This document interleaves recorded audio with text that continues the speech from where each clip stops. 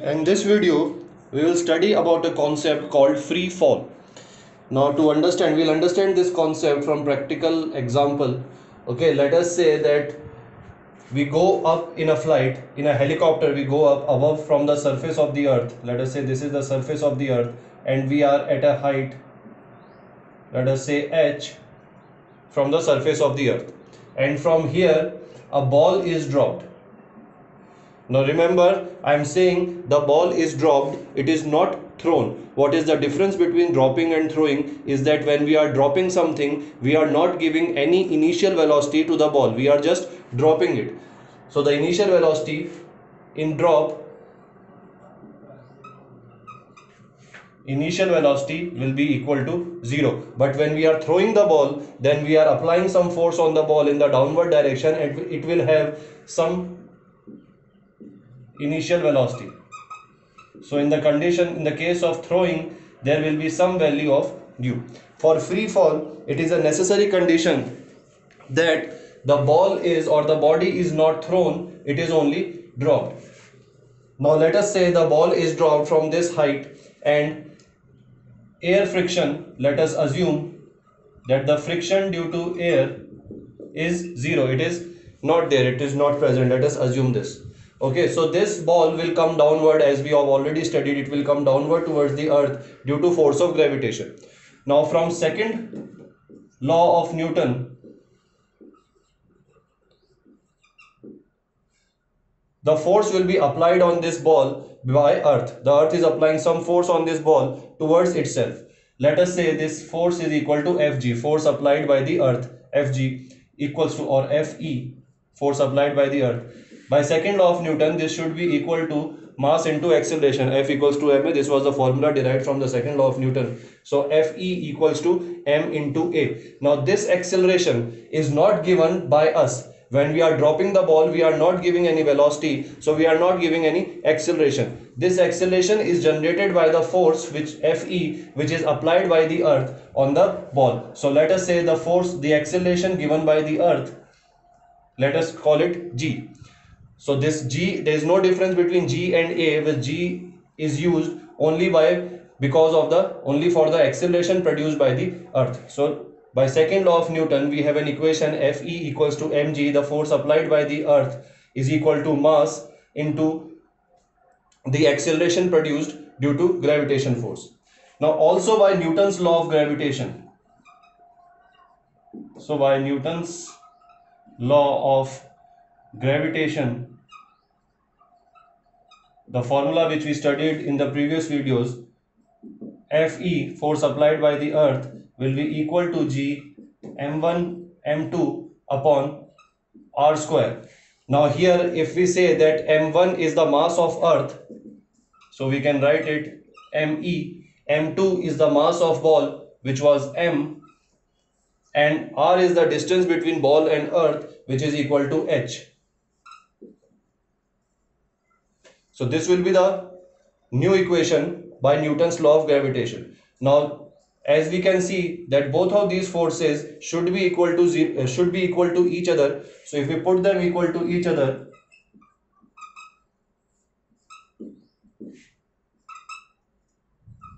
this is what we will get. Now if we solve this, m will get cancelled on both sides, and if we solve this, then this acceleration that we took, the acceleration because of gravity, this g will come out to be g into mass of earth upon h square. Okay, so this is a very important formula from equation point of view.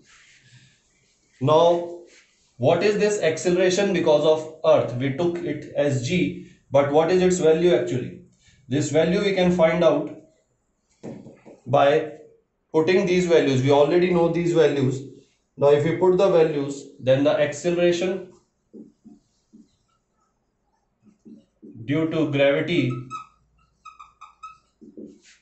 g will be equal to, the value of capital G is 6.7 into 10 to power minus 11 into mass of earth, which is approximately equal to 6 into 10 to power 24 kg, divided by height. Now this height can be different depending on what height the ball is. Now if we assume let the ball be at the surface and it is going towards the center of the earth, then the distance between the ball and the center of earth will be equal to the radius of earth. So this radius of earth we already know is equal to 6.4 into 10 to power 6 meter. So h square, that means square of this. Now if we calculate this value will approximately come out to be equal to 9.8 meter per second square. That means the acceleration due to gravity applied by the earth on any body on the surface is 9.8 meter per second square. Now remember here, this condition is met only when any other force like friction of air or gravitation due to any other body is not taken into consideration. It has only the gravitation of the earth and no air friction. So the acceleration of the body, that means the acceleration with which a body will fall towards the earth, will be 9.8 meter per second square. This we will use in many numericals. Let us say that a car falls off a mountain and drops to the ground in 0.5 seconds. Let us do this example to understand this more clearly.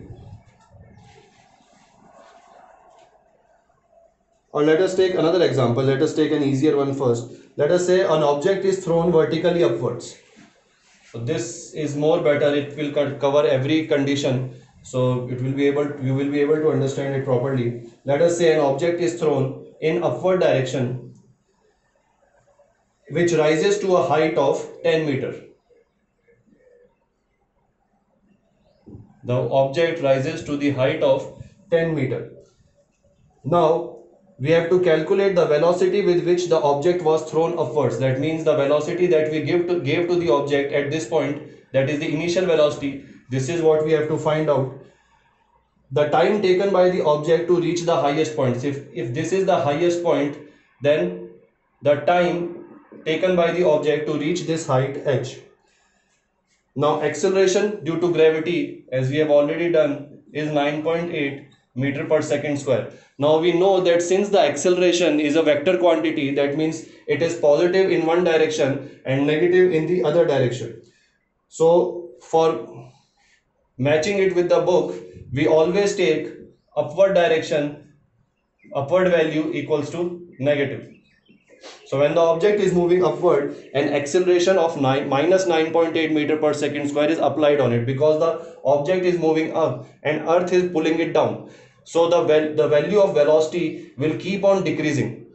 There will be some initial velocity u, and as the body goes up, the velocity will keep on decreasing because the earth is pulling it downwards. So there will be a negative acceleration which will be equal to minus 9.8. As the body goes up, its velocity keep on decreasing by this rate, and at this highest point, its final velocity will become equal to 0. I hope this is making sense. Now we have to find this to, so we can use the normal equation of motion. So by using third equation motion, v square equals to u square plus 2as. At highest point v equals to 0, so we put 0 here. U we have to find out, so we will put it like this, plus 2a is actually g here, so minus 9.8, and s is the distance covered by the object, which is h, which is given as 10. So if you solve this, you can find out that u will come out to be root of 196, which is equal to 14 meter per second. That means we threw the ball with an initial velocity of 14 meter per second. So this is done. This is 14 meter per second. Now time, we have to calculate the time taken by the object to reach this height. So I'll give you a hint. We can use this equation. We have all the necessary values. We have v equals to 0, u we just found out 14 meter per second, a is equal to g only, and we have to calculate time. So you can do it by yourself.